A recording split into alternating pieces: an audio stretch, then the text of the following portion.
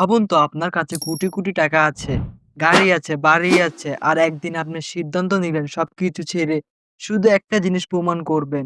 আমি আবার শুরু থেকে কোটি টাকা ইনকাম করতে পারি কিনা। এই চ্যালেঞ্জটা নিয়েছিলেন মাইক ব্ল্যাক। ২০২০ সাল যখন পুরো দুনিয়া থেমেছিল করোনার কারণে, তিনি ঘোষণা দিলেন, "I am starting for zero" না কোনো টাকা, না কোনো সংযোগ, না কোনো সুবিধা। শুধু একটাই লক্ষ্য, ১২ মাসের মধ্যে $১,০০,০০০ আয় করতে হবে। ১ম দিকে ওর কাছে ছিল শুধু একটা গাড়ি আর কয়েকটা পোশাক।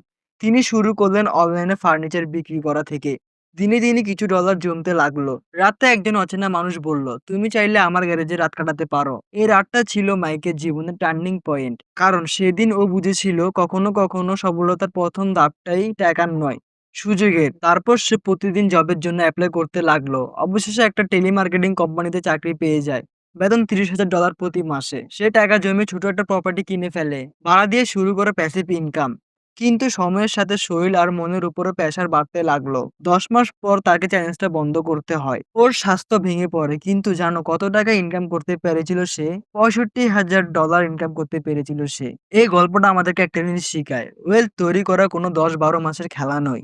এটি ধৈর্য, পরিশ্রম আর বিশ্বাসের খেলা। আর মাইক প্রমাণ করে দিয়েছে, যদি তুমি সত্যি চাও, শুরুটা যত নিচ থেকে হোক না কেন, ফিরে আসা সবসময় সম্ভব।